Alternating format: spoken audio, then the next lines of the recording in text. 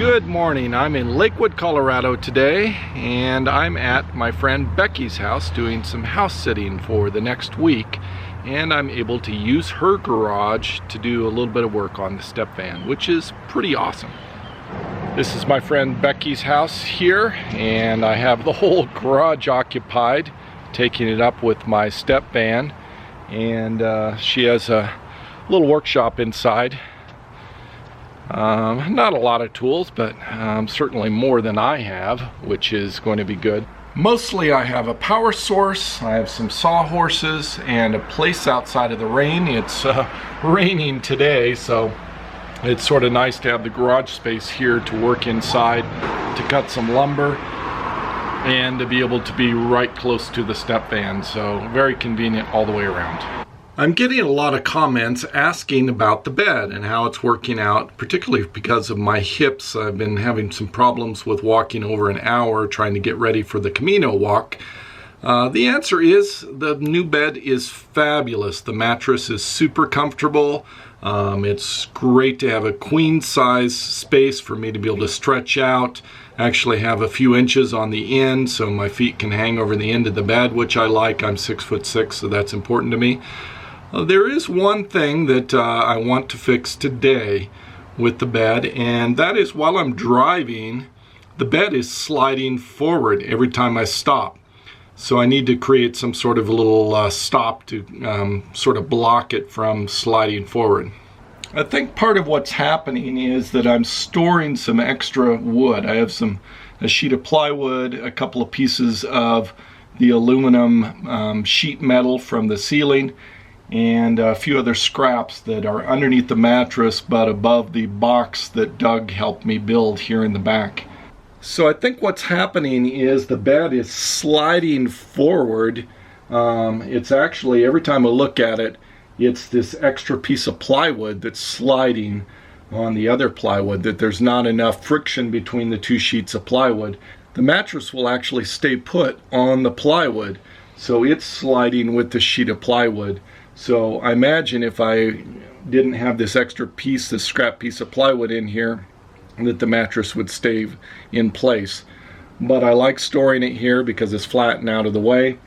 I think the solution is to create a couple of pieces, little pieces of scrap plywood that I'm going to put on each end.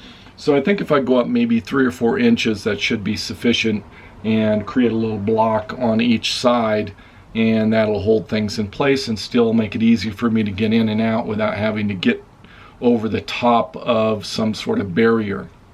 I found a piece of scrap. This is probably 3 feet long and maybe 6 or 7 inches wide.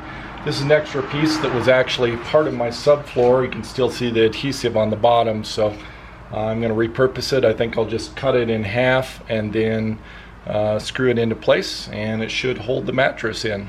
One of the great power tools that Becky's allowing me to use is her radial arm saw here. It's going to be great for just doing quick cuts, having them be perfectly at right angles, and I'm going to use it today to cut this board.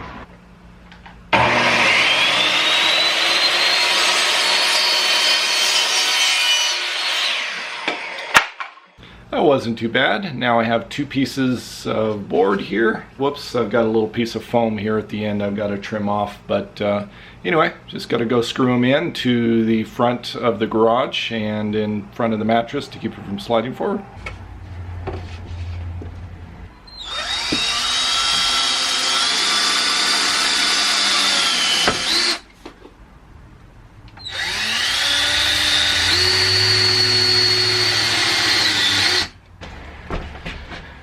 Alright, one down. By the way, style-wise, this is not really my thing. I'm a graphic designer. I realize that this is pretty lame. This is a temporary solution. This is plan A, phase 1 of this solution. Eventually what I want to do is create pallet wood or some other wood slats that go in a vertical direction from bottom to top, and I'll just make them extend high enough up to hold the mattress into place. So that will be the solution once I actually figure out what kind of cladding, what kind of surface wood I want to put over the top of the plywood. But for now, this will keep the bed from sliding forward.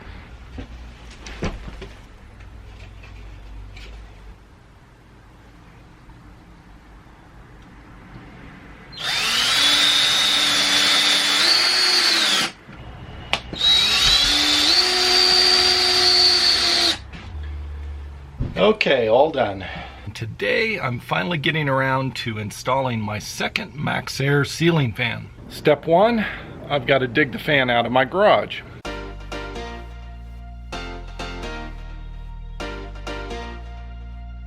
Next up, I'm going to cut some furring strips to go around the edge of the inside of the vent hole where I'm actually attaching through the aluminum roof. So this is the same way that I did it before with James, so I'm just using slightly different furring strips because this is the scrap stuff I have.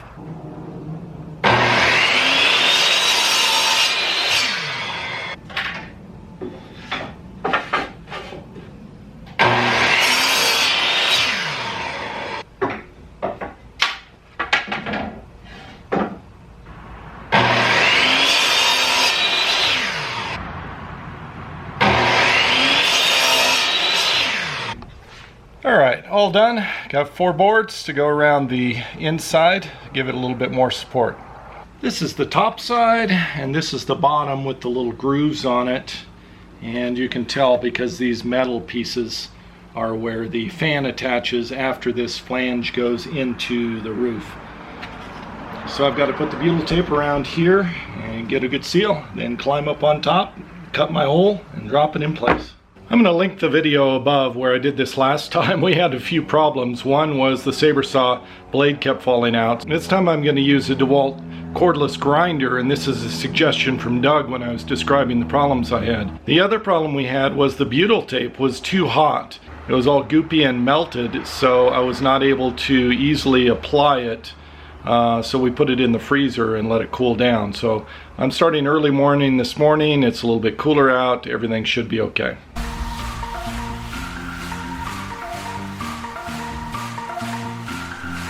Gonna go drill the corner holes and then use the grinder to cut my square up on the roof. Here I am up on the roof. I have drilled 4 holes from the bottom coming up, and I just am going to trace the pattern back here on the top so I know where my cut lines are and go to it with the grinder. Then I'm going to clean it off. I don't have alcohol today. I'll just use some Windex. Need to clean it off, get the grime so I get a good tight seal, and then seal everything down.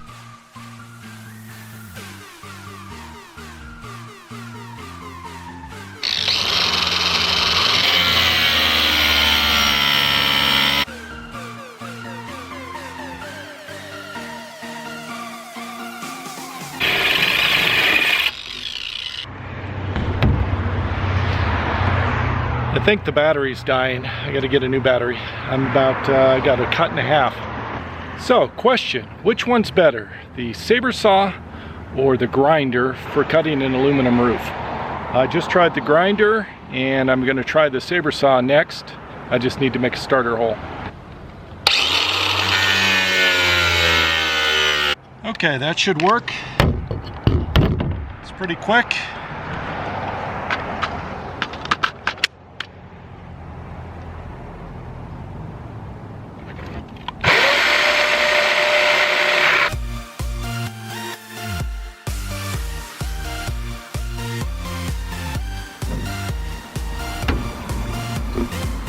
Definitely the saber saw. It's way faster than the grinder.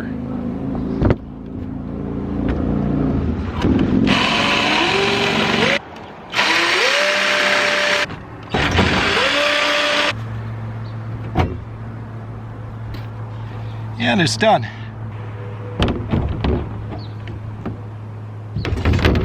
I figured the high alcohol content in the Windex would allow it to evaporate quickly, and basically I just need to get grime off of there. It doesn't need to be like clean enough to eat off of.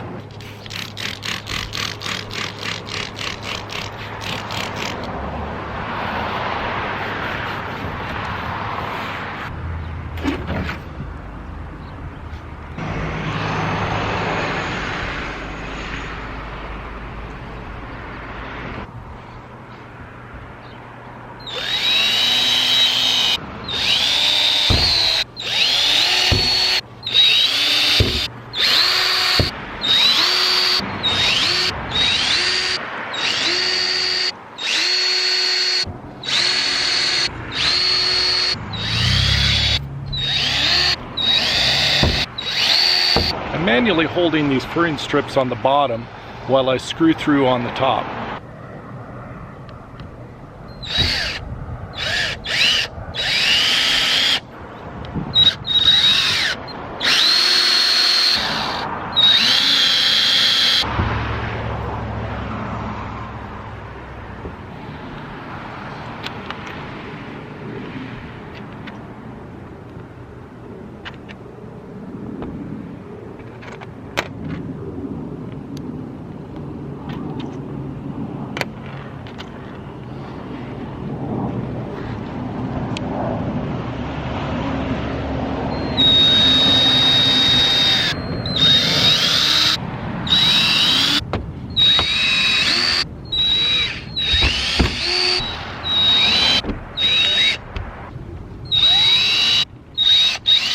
Okay, here we go, last screw.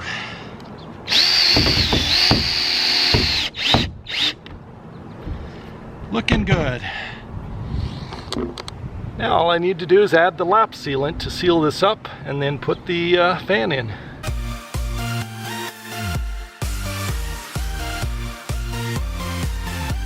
Now it's just a matter of dropping the fan into the hole and putting the 4 screws on the side to hold it in place, and then some electrical.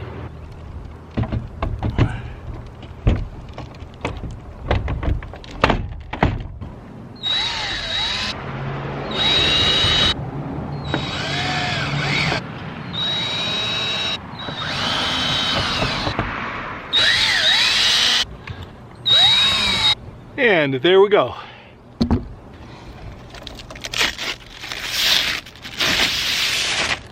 And there you have it. It's all installed. I've got it temporarily wired.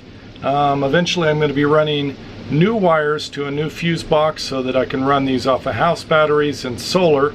But for now, I've got it tied into the old dome light that used to be in the back here, and I'll use that for a few weeks until I get the rest of the electrical system set up and everything else wired.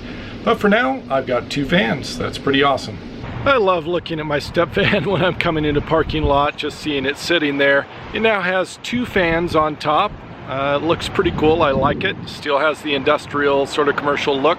I just wanted to give a quick thanks to James for showing me how to install the last fan and helping me with that. Made the second fan super easy. I got it in a little bit over an hour, which was just phenomenal. It was easy, pretty straightforward. I didn't really have any problems or difficulties other than switching partway from using a grinder back to using a jigsaw. Thank you for watching this episode. Savor the moment. See you next episode.